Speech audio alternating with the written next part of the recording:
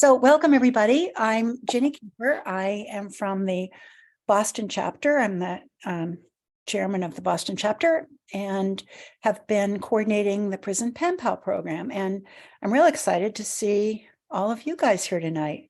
So what I wanted to do tonight was provide information for you about the program, and you can decide if it's something that you're interested in doing. Because we're doing it through email and not through physical visiting, it doesn't really matter what state you're communicating from. So that's been great to be able to open this up and have people from any of the TTN chapters participate. What I thought I would start with is just giving you some background. And I'm going to start with telling you a little bit about the prison that we're talking about. This is Framingham State Prison in Massachusetts. And to back up even further, some of you may already know this, but the United States leads the world with over 210,000 women in prison. And that's gone up from the year 2000. And it's not a great thing for our country to be proud of. 64 of every 100,000 women are incarcerated. Another 80,000 women are in jails. And jails are where you're held for trial or minor offenses versus the prison. Framingham is the state's only women's prison, and it's the oldest women's prison in the country. It was built in 1877. I mean, just think about that for a second. It was built in 1877 for a capacity of 500. It had 800 women 15 years ago. The number right now is around 170. But because it's a very old building, and as you might imagine, prisons haven't particularly been a priority to keep in super good condition, it's a pretty dilapidated prison. I think some women who've been there have called it a toxic hellhole. It frequently fails inspections that have been done by organizations in our state. And they've had a number of issues, whether it's rashes from the water, issues with the building temperatures being too hot or too cold. They've had issues with rodents. There have been challenges for the women to have access to hygiene problems. So it's a pretty rundown place with a lot of uncomfortable living situations for the women there. Massachusetts uses solitary confinement the most and for the longest periods. It's the second highest in the country for life without parole sentences. So I thought I'd share that with you because I don't know what people's general perceptions about Massachusetts are, but being from Massachusetts, mine is, oh, we're a progressive and liberal state. And so when you hear some of these things about the prison life, I don't think it's uncommon to know that prisons are often places that people don't know much about and where there's a fair bit of neglect. And there's not a lot of people fighting on behalf of prisons or rights for the people in prison. So Framingham Prison costs about $162,000 a year to run. And this has turned into a problematic issue. And there's been a proposal to replace the prison with a new prison. And the estimates for that were around $50 million to build this prison by 2025. There's been a lot of pushback from criminal justice types of organizations about that, who have argued, do we want to keep building bigger and more prisons? Because when you do, the motivation can often be to utilize those prisons. There's also an argument that says, would that money be better spent to try to address the prison pipeline issue and put money into the community to deal with the issues that are resulting in people going to prison? in community services, in drug programs, and things like that. So for Massachusetts, there's been a lot of discussion about the future of that prison. If you were to ask the women in that prison, would they like a new, better prison? They would say, sure, yes, because we're living in hell right now. But there is the issue of, is that the right solution? So there's been a push that was passed by the Congress in Massachusetts to put a moratorium on that, and to think about that and to address some of these questions. And I think that's been waiting for the governor. So that's kind of where the Framingham prison stands right now, is that it's a dilapidated building with a lot of issues. It's not a very, in any way, basically comfortable place to be. 70% of the women there are mothers. And there have been millions of children in the country that have been impacted by parents in prison. For Massachusetts, in a sample of 22 women from Framingham, 19 had experienced or witnessed sexual misconduct. So this is kind of the world that these women are living in. So a question that often will come up is, well, why are they there? Because sometimes we feel like people are in prison for a reason. They probably deserve it. Why should we be doing too much? They're there to be punished. I think there's a lot of our traditional views that are like that. Well, a lot of these women are there as a result of poverty conditions that can lead to violence, abuse, drugs. It's part of the world in poverty-related situations. Trauma is a pretty frequent situation, but a lot of these women are there because they have been abused or their children have been abused, and they've struck back. They've struck back by attacking their attacker. They have turned to drugs out of despair. There have been depression and mental illness types of issues. So there's a whole plethora of reasons why they're there. And they aren't necessarily that they are a bunch of really bad, evil people. It's that there are a lot of conditions that have led to that. Prison is a business, and there's often a motivation for the officers to keep their jobs and for the prisons to be filled. And often the prison situation is not at all about rehabilitation or even about taking really good care of the incarcerated. It's often about discipline. And often the correctional officers have a lot of latitude in that area, which can lead to challenges. And the conditions lead the women to a lot of despair and hopelessness. So I'll just mention that we've had a couple of different programs some of you might have attended about prison, about different aspects about prison. We did have one in November of last year because some of the TTN women who were pen pals were very curious about what is life really like for the women in prison. And so we had a woman who had been incarcerated there and had been out for a while and had started an organization to help women with reentry, which can be an extremely challenging situation as women try to figure out how to fit back into the community once they're paroled. And so she recognized how daunting that can be, and she started an organization to focus on the reentry challenges with the goal of not having women return back into that same situation. She brought along with her a woman who had been incarcerated there for 30 years and had recently been released.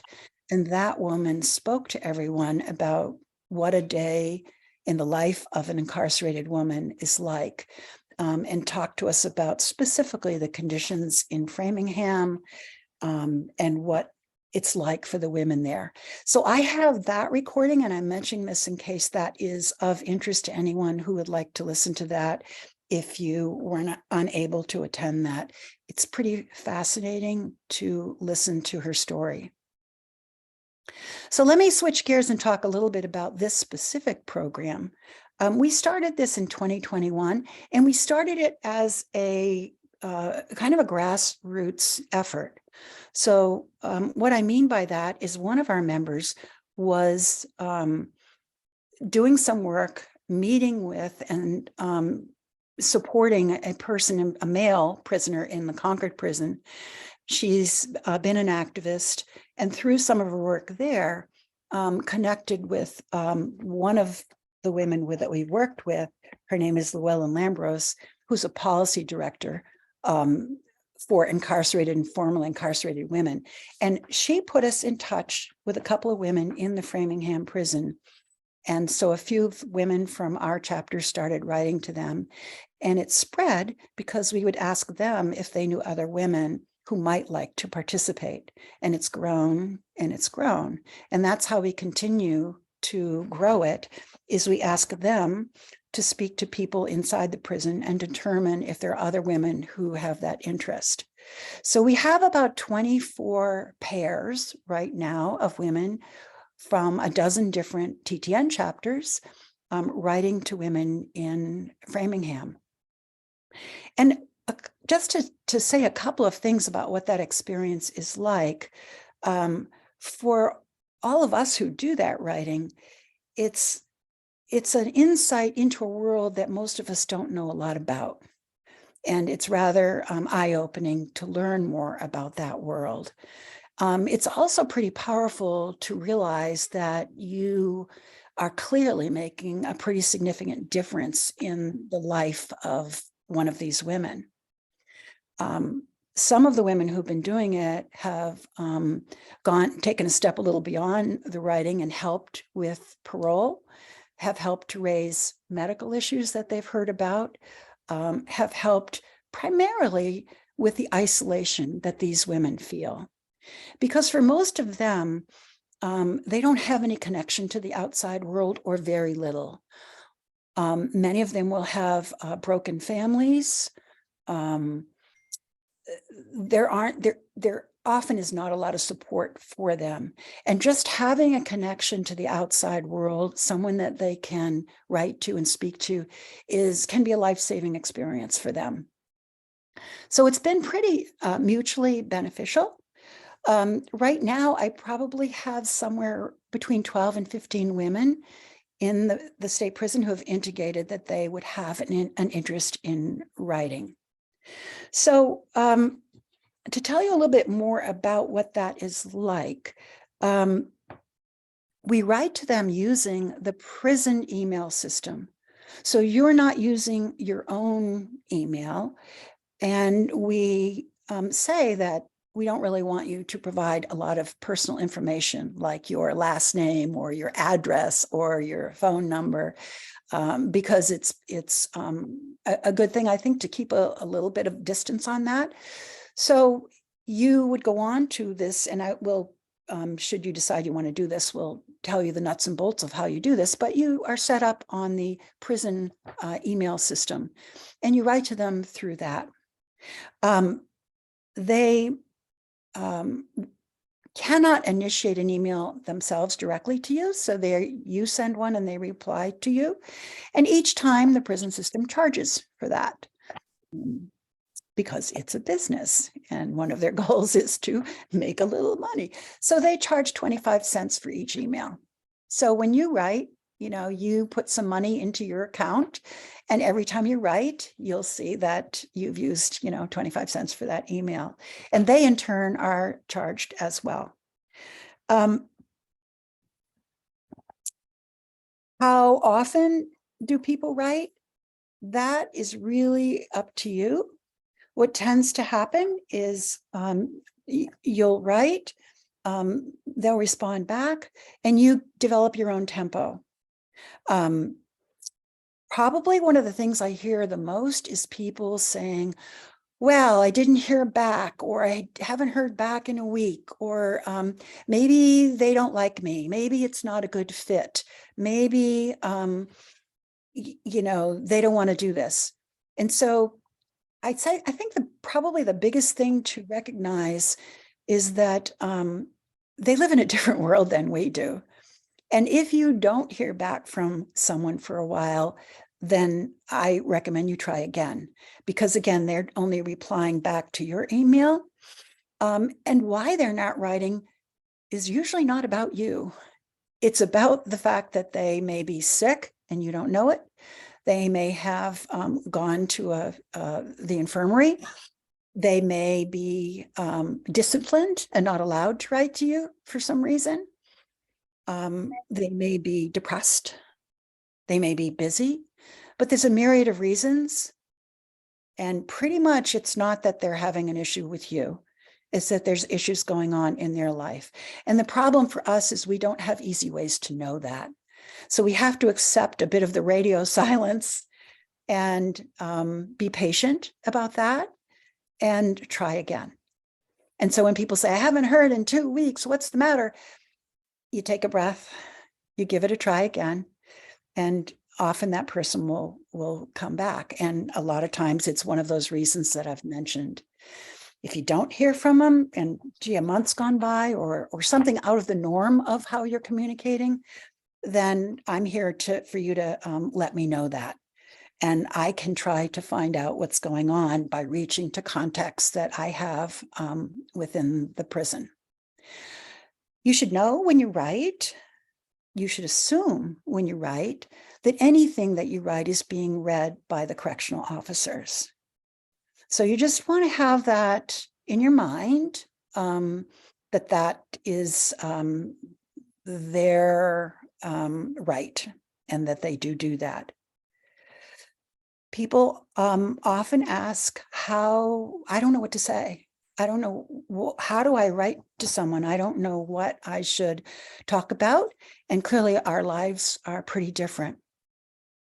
I think the best advice I can say about that is to be sincere, be genuine, and write to them about things that matter to you.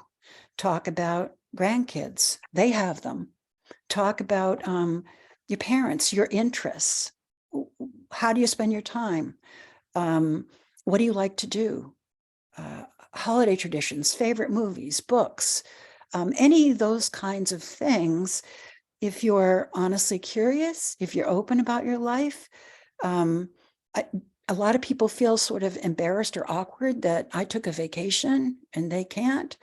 I think you want to not focus on that. They know you're having a life. They know you're having a different life. I wouldn't throw, I'm taking a luxury trip to Hawaii in their face, but to sincerely share what's happening in your life and those things that you might have in common, like things you like to eat, things you like to do, kind of the things that you would write with any, friend that you have. So I think the important thing is to try to develop a relationship. And that takes time, as you know, by sharing things and responding to their questions and being open and so forth. It is important to recognize that many of them do come from different environments, and literacy can sometimes be a problem, and language skills can sometimes be a problem. So by that, I mean that don't be expecting perfect, eloquent writing. But I rarely have anyone that says, I don't understand what they're saying. If they are feeling like there's something going on and they want you to help them, these are some areas where I can help you and how to deal with that. They may ask you for things. These are women that have a lot of needs. And what we try to do is say the most important priority is for you to develop that relationship. And so if someone asks you for something like money, then I think I would say that we want to make sure that you build a relationship first. That's the important thing. And setting boundaries is important in doing this. What some people have done when they have a relationship going is they have put money into their account for their email. I'm not talking about a lot of money, but since they're charged for it and you want to foster that relationship, that some people have done that. There's no obligation to do that. And most people understand if we say no to things. So I think that's just something to be aware of. There are a lot of restrictions about what you can and can't do in terms of, oh, I'd like to send them this, or I'd like to send them pictures, or I'd like to attach something in your email. You can't do those things. You can't attach pictures in emails. You can't do that sort of thing. We are able to send books to them, but they have to be from Barnes and Noble. So there's some rules about those kinds of things. But the important thing in the beginning is to just establish a relationship and try to be a friend. Some of the don'ts about this relationship is don't ask them why they're there. If they bring it up and they want to talk about it, fine, you can take their cues from them. But for many of them, it's a shameful situation or it's an emotional situation. It may not be something that they feel they want to be talking about. So it's not something that we want you to be asking them, nor do we think that you should Google it. And I know that's very tempting, but it can color your perceptions and your relationship. And we would prefer that people don't do that. And then you just, have your conversations with them and get to know them. It's along the same lines. We don't want to be showing pity. We don't want to look at the worst parts of their lives or the mistakes that they've made. So you want to approach this as you're, again, trying to connect with someone who's in need of a friend and a need of a connection. Let me think what else I could tell you, and then I'll just see what questions that you have. Yeah, I think, not judging is a really important part of this. Agreeing on communication can also be very helpful. So just as I was talking about, they might disappear and you don't understand why. And I'm encouraging not to take that as a personal thing, but understand there are things going on in their life. You too might say, oh, I've got a vacation, or I'm going away, I'm traveling, I'm going to be gone for a month, or that sort of thing. Tell them so that they don't feel that you've abandoned them. So if you know that you've got a commitment or you're not going to be around, let them know. I'm not going to be around. I have some things going on, but I'll be back. Some of them have struggled with abandonment, and we don't want to be exasperating those types of situations. So, and if you need to stop communicating, let them know that and let them know why, if you can. If you prefer to start off and say, I'm doing this, but I can do it for 6 months, fine. Or if you want to see how it goes.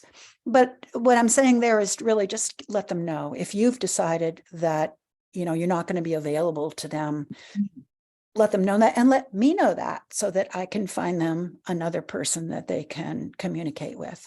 So I'm here sort of as your point person, as your person if any issues come up, or if you're not sure how to handle something, or you don't know what to say, or they've disappeared, whatever that situation might be. And probably I'd say the biggest thing that people will say to me is that they haven't written back. And so again, I would just say that's a place you need to be patient and try again. And if a fair amount of time goes by, let me know, and I'll see if I can find out what's happening. So let me see. I know there's some things in chat, but if you have any questions. Somebody said, how long has it been running? It's been running for a couple of years for us. We started in 2021. We right now are just doing email. We're not doing visiting or phone calls. It started really out of COVID, but it's also worked quite well. So we're only focused on a pen pal writing program. If they need help of any sort with prison conditions, with health, feel free to let me know that. We have a lot of resources that we have developed that can help with how to prepare for parole. A lot of these women don't know what to do, and they really do need to have a plan in order to consider being approved for parole. So we have resources that can help them. You can help them if you chose to by writing a supportive letter of recommendation. If it's a medical issue, we can raise that to resources to try to help. So we have developed different contacts to help with different situations, but don't take it upon yourself to run off and try to help them in some way yourself, or to go call their mother or anything like that.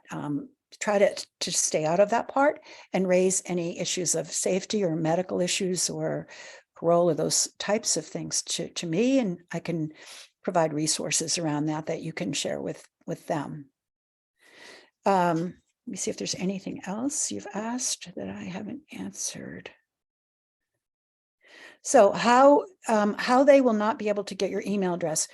So the way that this prison email system is set up, they don't see that. And what they will see is that they have an email from, Sharon, and they're not seeing,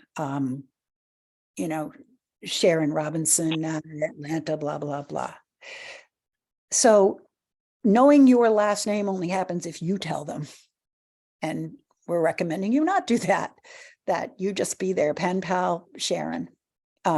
You have to go onto a separate system, and through this same system is where you set up your account, where you put money in to be able to send an email, and it's 25 cents per email. So I usually load the account with like $10 or something and use it. And it'll tell you every email you send how much is left in your account.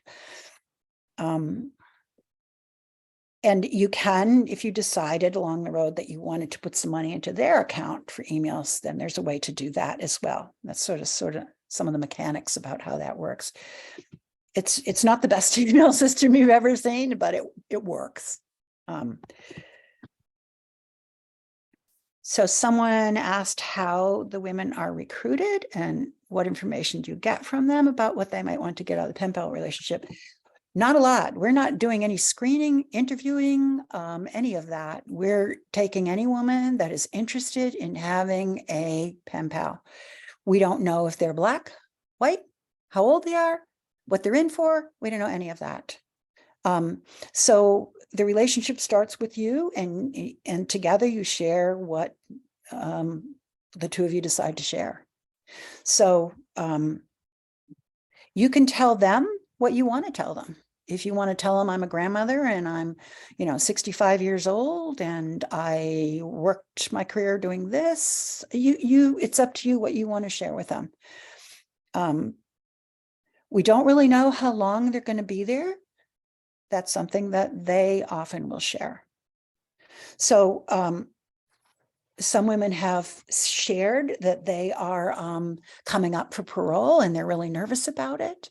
And that opens the door a little bit to, if you choose to say, well, how are you preparing for that?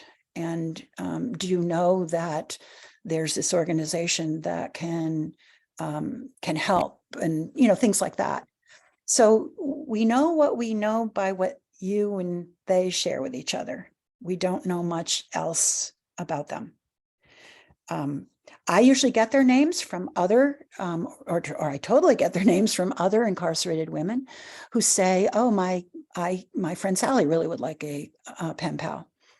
And so I will get her. They all have ID numbers, which is what you need in order to have access to them on the email. And I will write to them and say, I heard that you want an email, pen pal. Is that true? Because I like to confirm directly with the person.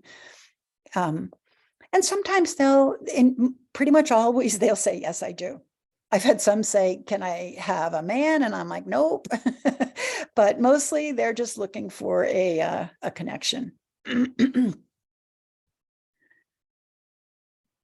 Yeah, so what they want out of it really is a connection. And some have developed amazing relationships. We have women who've been writing regularly for 2 years, and they have a great relationship. We have others that they wrote for a couple of months, and then the person stopped. We don't know why, or the person got paroled, which is always a good thing. And it ended. We've reconnected with some women. So it's sort of, we have to kind of be flexible about all of that. We don't have a coordinator from the prison side. And again, it was kind of grassroots, and there was some desire to not have it go through the prison officials in any way. And I think that had to do with how, what the sentiments were about the conditions there and about some of the roles that the correctional officers were playing, and that this has worked better for us to be friends of the incarcerated person and writing to them as a friend rather than going through the authorities. Let me see what else I couldn't answer here.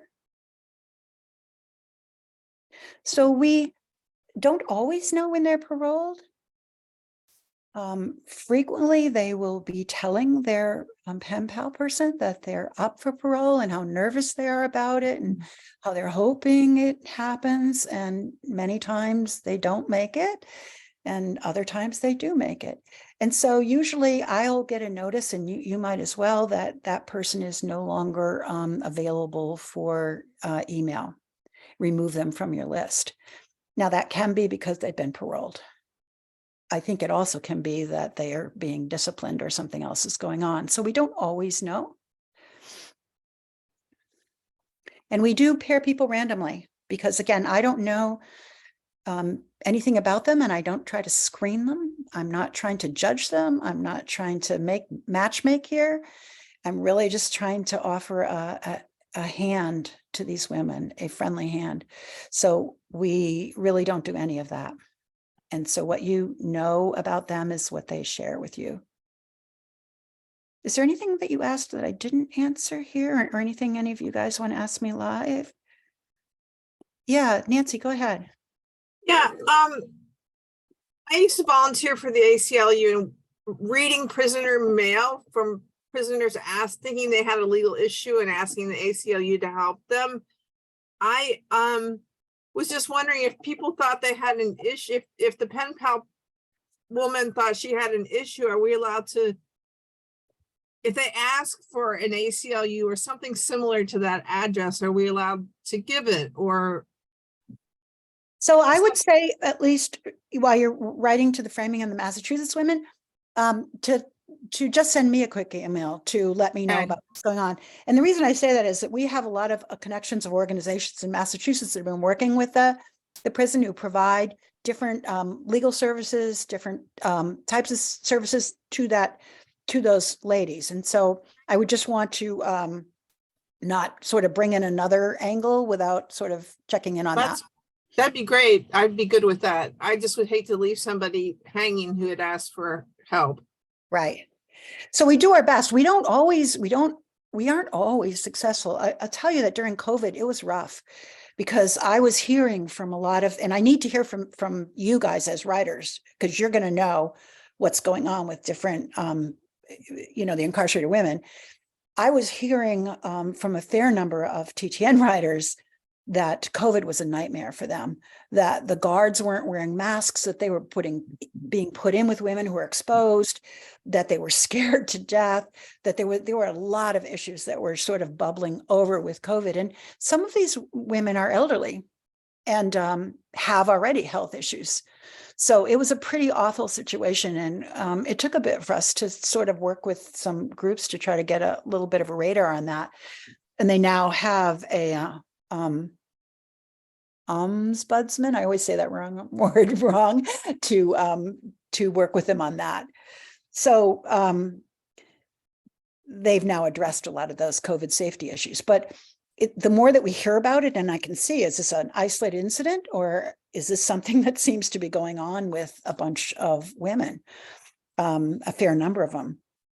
And that has happened around hygiene issues. There's been medical issues. There's been a lot of things like that that have cropped up from these women, and we try our best to try to get resources to focus on that.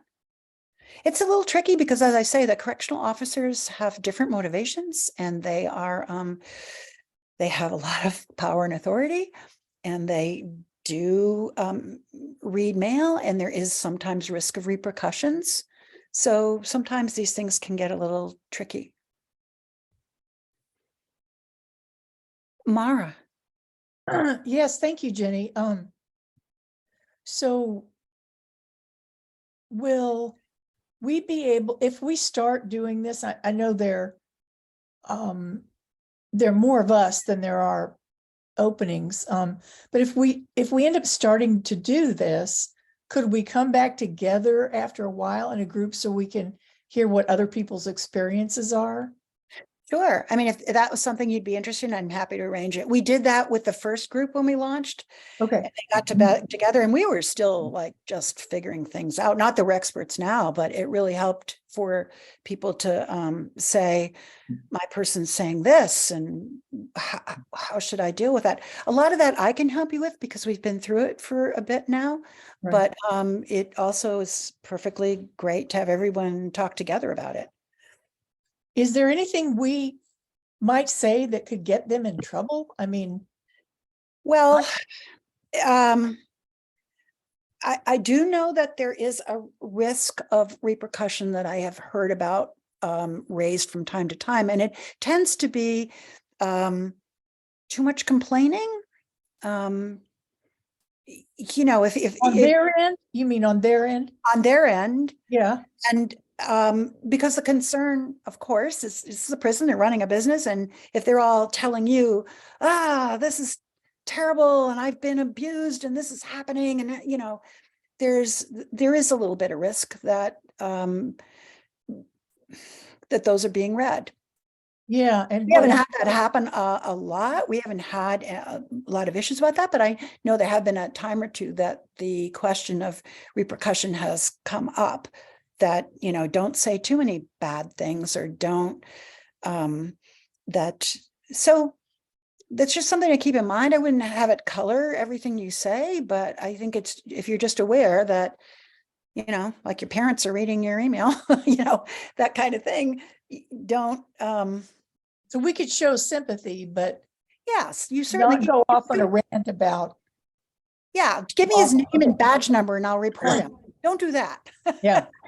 Don't do that. But you could certainly say that sounds terrible. You want to be listening. You want to be sympathetic. You want to be natural, but you don't want to make it sound like they're a whistleblower, and you're gonna be their person who's gonna raise hell about it.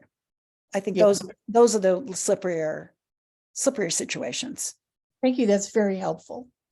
And we do have, in terms of numbers, I create lists when people tell me they're interested. And when I was seeing that there was like a handful, I thought, oh, it would be a good time to get everybody together instead of having a lot of separate conversations. I had somewhere in the neighborhood 12 to 16 women who are interested. But if I have more TTN women, it's sort of this balance where they've been waiting for a couple of weeks now. And, I want to try to get that launched so that they don't say, oh, well, that didn't work.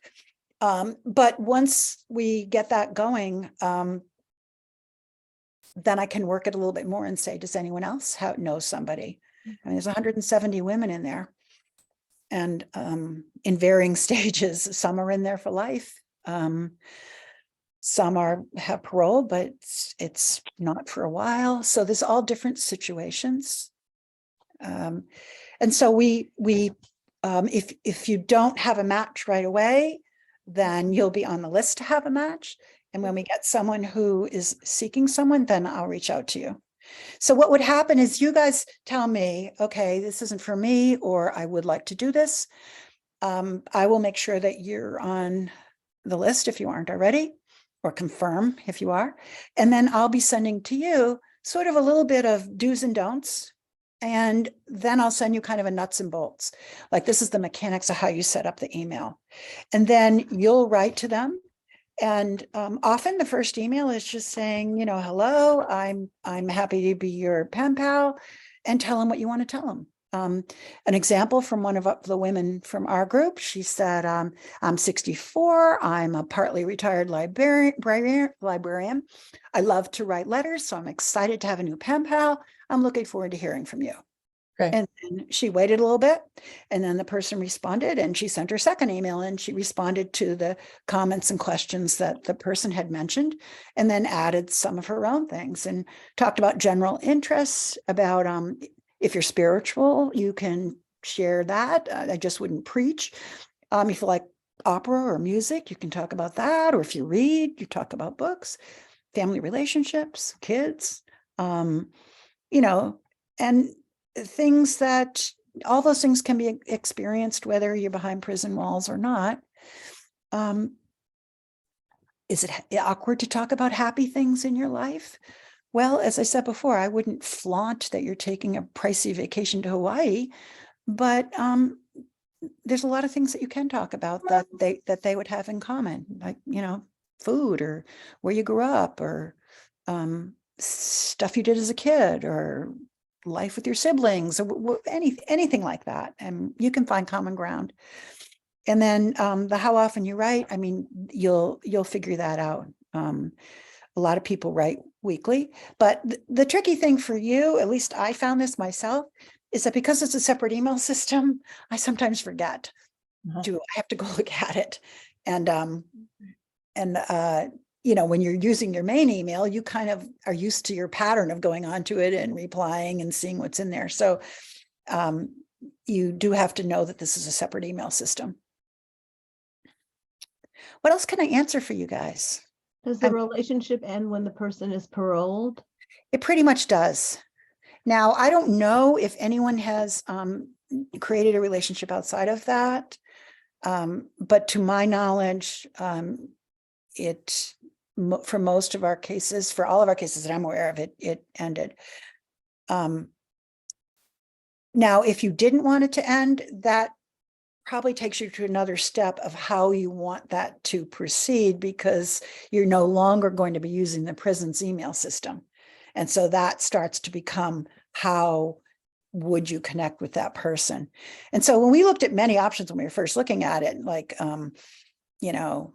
emails, and people didn't want letters going to their home address. And so there was all those sorts of questions about wanting to be cautious about your privacy and security. And so this process worked best for us to say, we'll use this email system.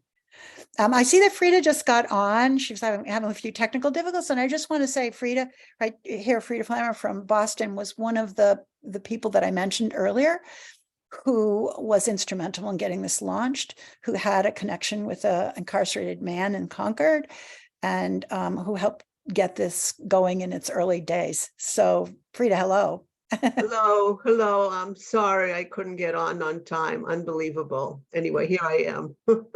We're happy to see you. So we've been answering, I gave them an overview of Framingham and the program and the do's and the don'ts. And now we're just answering questions. So that's kind of where we're at right now. The one that someone just asked, and I don't know if you have thoughts about this, but it was whether anyone's continued the relationship after they've been paroled. And to my knowledge, they have not. But I didn't know if you had anything you wanted to share about that. Because your person just recently got Paroled, yeah. Well, I have two pen pal situations. One is the more typical one with a woman in Framingham, and another one was I was kind of a mentor for a guy who was in Concord, who was doing college behind bars, and he just got paroled, and I've set up a GoFundMe for him. And I'm continuing to write letters to him, but I got closer to him than I think usually people do in a pen pal situation. Yes, because you were actually visiting him. I started seeing him at a time before COVID really hit bad. And So let me answer. Oh, sorry. Go ahead. Did I interrupt Sorry. you? So I'm going to answer a few more questions that you guys have asked. The November recording, I can just send it to everybody, and if you don't want to, just delete it. But if you want to listen to it, go ahead.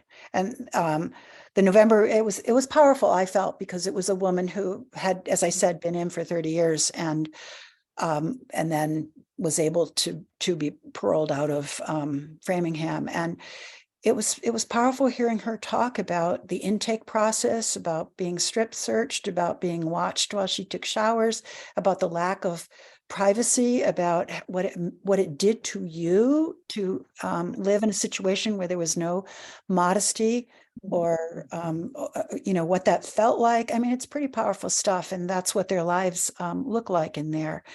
And what she did to try to help herself, having had, not a significant education, and the work that she did. And it's very impressive, and it's powerful.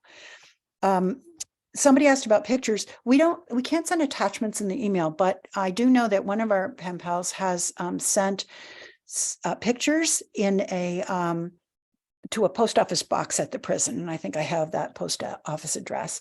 Again, I usually recommend that you focus initially on building your relationship and getting to know each other and using the email before you take next steps in getting more personal and sharing pictures or sending things, any of that. And again, if you do want to send things, we should touch base, because there's a lot of restrictions about that.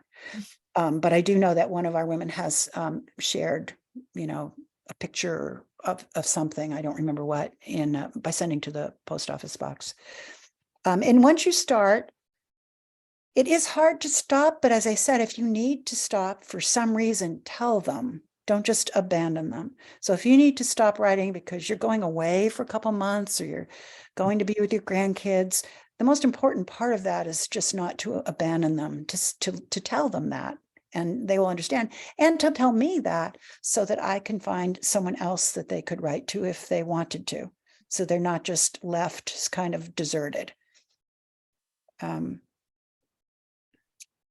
And yeah, sharing your memories with them is a great thing, because yes, many of them will have memories or want to talk about their kids or some kind of situation, and that's a great common ground to have.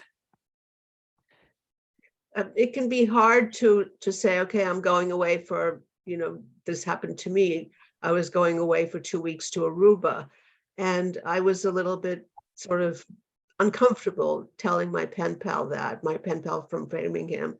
And, much to my surprise, she was just very happy for me. Yeah. And, I've been recently diagnosed with Alzheimer's, which somewhat explains that I can't get into a phone call. And I can't believe how absolutely compassionate she's been with me, given all the problems she has. But it's really enriching.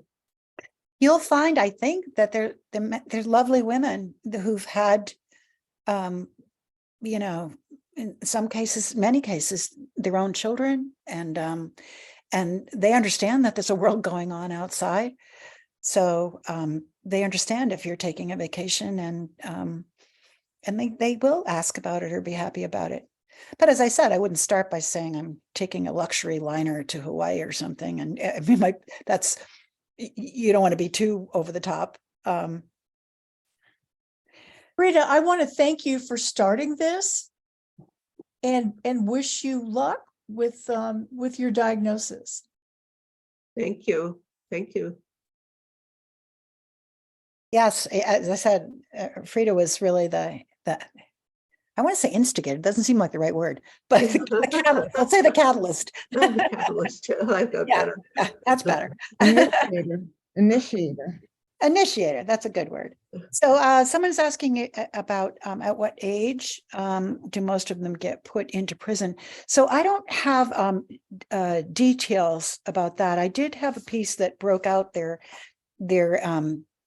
sort of a cut of their ages, and it wasn't comprehensive, but it was saying there's a number of women in their 60s and in their 50s and in their 40s. I'm seeing if I can find that to tell you that. So I don't have an age breakout of the ages of the women in there, but I think it runs quite a range. And as I said, there are a number of women who have health issues, either because they're elder or because they've come from poorer environments. So that can be challenging to live in the conditions there. Putting money in their account, yes, I think that you can put money into their email account. You also can put money into their commissary. And again, our guidance about that is to I keep harping on this, but to build your relationship first, because you don't want your relationship to be one based on financial support. Right. And that can get there quickly because these are needy women and they might ask you. And so we can touch base on that, but it's good to establish some boundaries. They come from underprivileged backgrounds and they've often struggled to meet their needs, and their families may not be funding their canteen accounts. So it may be something that you decide you want to do, but don't decide that right off the bat. And if you do, they're grateful for whatever. I would be modest, but the food is poor quality there. And sometimes basic needs like soap and shampoo are lacking. They have limited access to books, and without canteen funds or being given books, they don't have any options really. Is there a library there? I'm not positive about that. I think that there might be, but their lives are very controlled. So I don't know how much access. I do think that they could get to use iPads to communicate on their email. So I don't know the true answer about the library situation. They do have some programs that get offered, but also can be taken away. So some of them have worked on GEDs, but it does seem like that can be a little inconsistent. But the important thing about the money topic, just to finish that, is you should never feel obligated. If you never gave any money, just your correspondence would mean a lot. If you do want to help, you help in what way moves you, but just be cautious of the things that I'm talking to about that. The ways that one can help is something you don't even think about at the beginning. For instance, I feel like I helped Kevin with parole because I wrote a letter about how he came to the crime that he came to, and the lawyer thought it was very helpful. And the person that I am pen pals with at Framingham is trying to get parole, and she wants me to. Her lawyer asked if I could submit a letter, sort of attesting to her personality and what kind of person she is and what kind of good person she is. So I never thought that I would be helping her in that kind of way. The other thing that I've been helping with is that she's very medically needy and she hasn't been getting the right health care. And I've written letters to the commissioner. One thing I want to say is that I came to this through working in an advocacy organization. So I do have some connections to how to advocate for people, which I'm very glad to share with anybody who would like. Is that okay, Ginny? Yeah, what I had asked them to do is to let me know if those things come up, and that Okay. would give them that feedback, because I have the resources from Llewellyn and from Mallory, and would loop you in, and then we could figure out what makes sense. But we have been able to provide a fair bit of parole support in probably a handful of cases. And some of it has been what you're saying, Frida, is a letter of recommendation, which again, you want to do if you feel comfortable doing, but I think it's helped. I'll tell you another quick story is that one of the women, through their writing, their correspondence, understood that the incarcerated woman had really been interested in writing and had a little bit of talent for it. And so they were talking about that, about how exciting this was for her to actually be releasing a lot of her feelings and emotions through writing and how that was so helpful to her, but also that she was really enjoying it. And the TTN pen pal was saying what she's writing is really good. And I'd really like to figure out how I could help her with that and build her self-confidence and give her some feedback and encouragement. So she took one of with the woman's permission, took one of her, I think it was a poem that she had written, and gave it to me. And I put it into a chapter newsletter and sent it out and asked people to provide feedback on it. And then we in turn pass that along to the woman. And for her to feel that she was published in a kind of way and that a lot of women had read it and that here was the feedback from those women was really a very powerful thing for her and an encouraging thing for her in terms of her own self-respect. So there are those sorts of things that happen, and they're kind of amazing when they happen, in seeing how they flourish and how you feel about it. I mean, it feels good to help somebody through that. Are you thinking of maybe expanding to some other prisons if you have more volunteers than you do prisoners? That we haven't really been particularly focused on that. We've really been trying to stay with the Framingham in that program.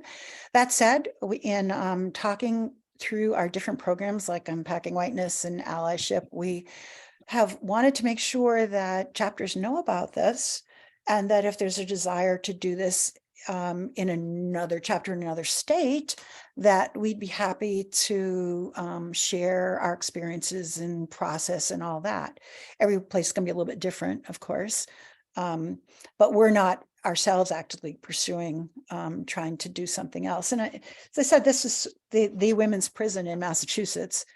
And we thought the connection with the women was, appropriate for our TTN women's organization. So I'd like to say that one reason I'm here is because this is my first step in hoping to eventually get my Ohio chapter interested in doing this in Ohio. So yeah. yeah, and it's a great experience, Mara. I'd say to do it, to write, to see how it goes, to see what you think, to get your own experience about it. Yeah. And then, I have a feeling about the New York chapter. yeah, so Cool. I did have some discussion with Nella from Long Island when she was first listening to this about her wanting to do that. So, and I think there is some work that's been done in New York. And I'm struggling to think of the prison, but some and Philadelphia is doing a tutoring program to help with GEDs. So there are things that are happening. And if you're from those and want me to connect you with who I know who's doing some things there, I think in New York they were visiting a prison. So that was, I think, pre-COVID, and I don't know where they're at now. But anyway, it's a world that a lot of us don't know a ton about, and we should, because it's a pretty neglected world. And the numbers of incarcerated women has been growing pretty significantly. And that's kind of a sad thing. And many of them are moms, as I said. That's tough because it's also affecting those families and those children. They're trying to build more prisons. We talked about that. And I think they have a moratorium right now, but that's kind of a tough situation because it means you're staying in these horrible conditions until that gets resolved of what is the solution. And I think one of the things that was being proposed was to build a new prison, but a smaller one, a modern one, but a smaller one, less costly one, and put money into the prison pipeline issues in the community, whether it's housing or, again, drug rehabilitation, things like that, to try to stop the influx, because there's really no rehabilitation going on within the prison. And so that creates the repeat situation that they come out and go back into the environments they came from. And you can struggle with it just repeating itself. And so breaking that is pretty important. Anything else that you guys want to talk about or have questions about? Somebody's asking about a comparable mail program. Frida, you've done Yes. something else with the Concord prison in Massachusetts. So I don't, and we did talk as we were in the early stages with there are organizations that do pen pal writing. I'd have to think of some of their names now, but there was an LGBTQ organization. There have been different organizations that you can do pen pal writing through under their sort of umbrella. But I'd have to sort of look back in my notes about that. There's a very active organization that I worked with called End Mass Incarceration Together. But there are a number of, there's an organization that's just, I forgot the name of it, but I could dig it up. It's just for Concord Prison, which is a male prison. And one thing I just want to make sure people know is that the Department of Corrections does not offer enough programming in the prisons to help people get out and get a BA. And in fact, they have huge waiting lists for programs. And, people are just on waiting lists. And, here it would help them so much to do a vocational program or an academic program. And there's just not enough of it. And I feel like I feel like I was able to at least contribute to that by helping Kevin with papers and encouraging him. And But then how do you get people to get them into a program? Is there any way we can help them get into a program? If that's the problem, is getting into the programs. Yes, and by being in touch with people who are in prison, you're able to see that this is going on, and you can advocate. You can write to senators or whatever, that there are people that want to learn and have a future once they get out, and there's not any resources. So there's different ways to help people. And as I said, I have a list of resources that we've have created through talking to these different groups. And so whether it's COVID or it's visitation or it's advocacy or whether it's parole, we have resources for that. Not that they're the only resources, but they're ones that I think can help with those kinds of situations. Anyway, anything else that I can answer for you or tell you about it? I'm very pleased that so many of you are interested. Do it if it feels right for you, and do it, it is important to say, I want to commit to this, because you don't want to write and then say, never mind, because you do kind of, you're affecting somebody and they're more vulnerable than we are. So, but think about it. And if it's something that you feel you would like to do, you can let me know, and I will just confirm that I have you on your list, and we can get started. Is it best just to, what's easiest for you, for us just to email you? Yeah, I or- think so. Just email, because then I'll have your email address that I need for that. What is It's your probably email? helpful. Tell me your chapter 2. I'd like to, that's good for me to know as well.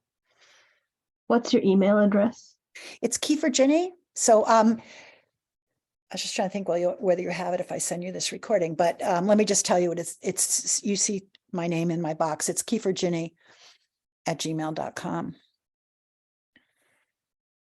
I think I already have a few of you on the list, but I just would want you to confirm with me that.